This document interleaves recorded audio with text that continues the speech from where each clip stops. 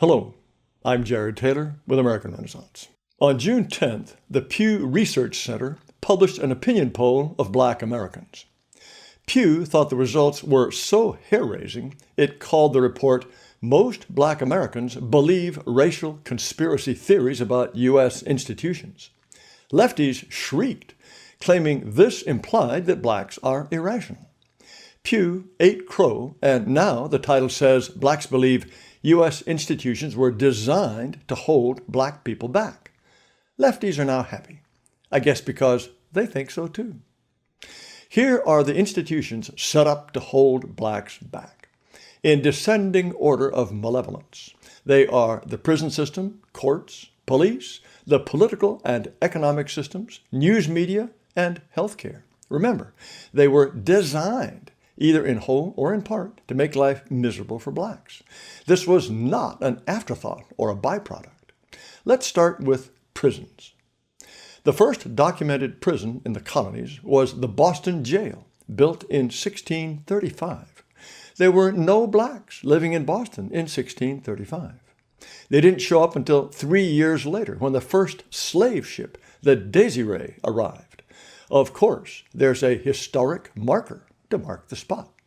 This means Bostonians were already getting ready to lock up innocent blacks before they had even seen one.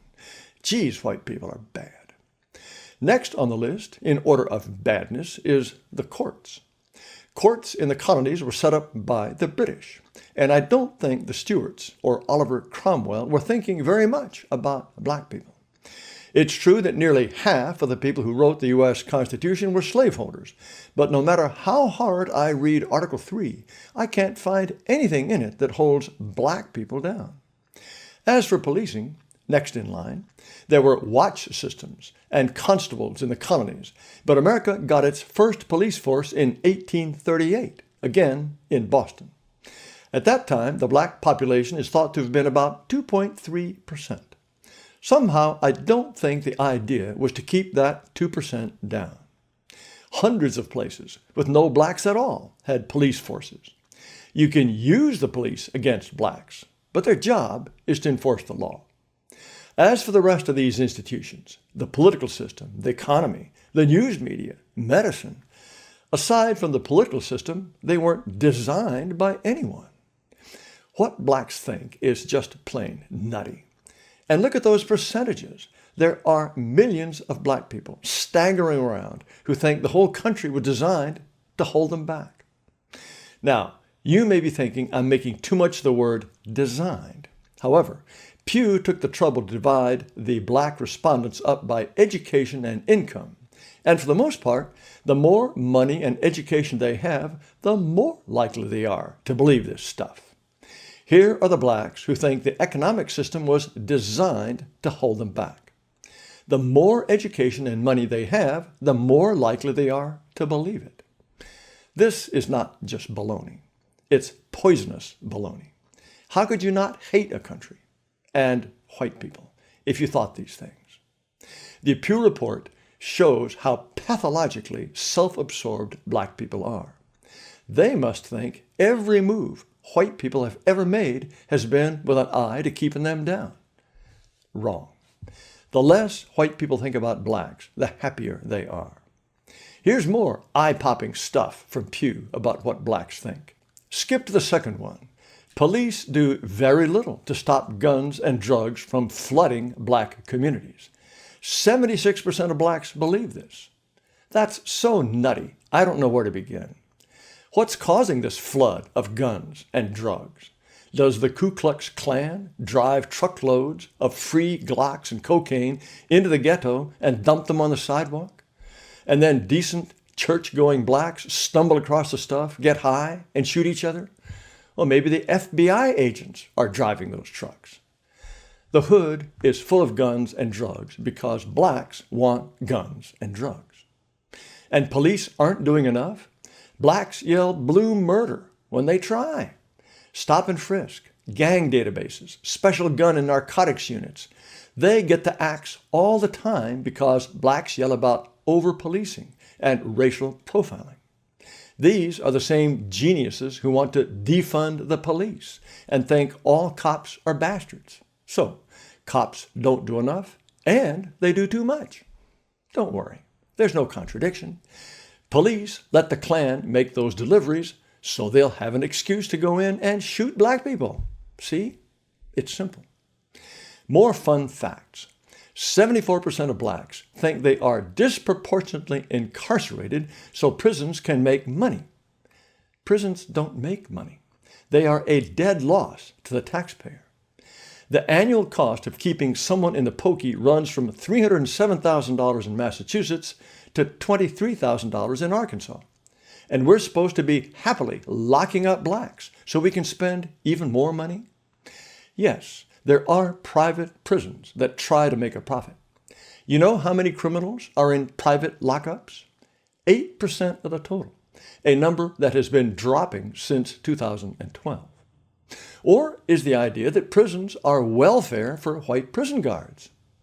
As you'd expect, blacks are overrepresented as prison guards, 24% of the force out of 13% of the population. In this graph, the 17% of the prison guards who are Hispanic are lumped in with whites, so whites are underrepresented. Another fun fact: big businesses market luxury items to black people to keep them in debt. 67% of blacks believe that. Mercedes and Louis Vuitton don't want customers in debt. They want them flush with cash and ready to spend it. These last two are amusing. The government encourages single motherhood among black women to eliminate the need for black men. And the government promotes birth control and abortion to keep the black population down. It pushes both birth control and out-of-wedlock babies. Uncle Sam is devious. And what does it even mean to eliminate the need for black men? There are more eye-opening findings from Pew, but the central message is this: ask even the most outlandish question that implies the United States hates black people, and millions of them, from high school dropouts to college grads, will say yes. It doesn't matter if the harebrained theories contradict each other. They're all true. What this means is this: huge majorities of blacks can't take responsibility for their own actions. It's all whitey's fault. The institutions blacks complain about, government, justice, the economy, are the basis for American society, any society. Yes, white people made the rules, and when blacks can't live within the rules, they blame the rules and the people who made them. Do they want to play by different rules? There's a whole continent just waiting for them, where black people made the rules. The real tragedy is that millions of foolish whites go along with this infantile excuse-making. I bet this lady believes all the same rubbish. So you see, I'm not just picking on black people. They are probably top of the league for sheer goofiness. But there's another report for you: Free Expression in America post-2020, that also highlights race differences. Knight and Ipsos asked people whether the government should prohibit a person from sharing political views that are offensive to some. Let's think about this. Who wants to give government the power to stop you from expressing a political view that some people find offensive? Just some people. Anything could be called a political view. This is Brave New World level censorship. Here's the racial breakdown, starting on the left with whites in blue. 15% of whites want near total government censorship. 35% of Asians, so that's more than double. 44% of Hispanics and 53% of blacks want the feds to tell us what we can or can't say. Remember, blacks think the economy and the political system were designed to hold them down, but they trust the government to police our speech. As I said, they are top of the league for sheer goofiness. But the other non-whites also have a terrifyingly high craving for censorship.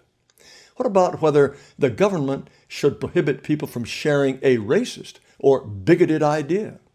This isn't just offensive ideas. This is racism, and certainly includes this video. Alas, a gruesome 51% of white people want the government to shut me up, followed by 71% of Asians, 78% of Hispanics, and 80% of blacks. I think we are headed for censorship, boys and girls, not just the soft kind we have already, and with a very strong push from non-whites. I'll end with differences between political parties. I couldn't find race data, but we can roughly consider Republicans to be whites and Democrats to be non-whites. If you had to pick, which of the following rights is the most important to you, top to bottom? Equal protection under the law, the right to vote, freedom of speech, freedom of religion, right to bear arms, and the right to privacy, whatever that is. Look at the biggest difference, second from the bottom, gun rights.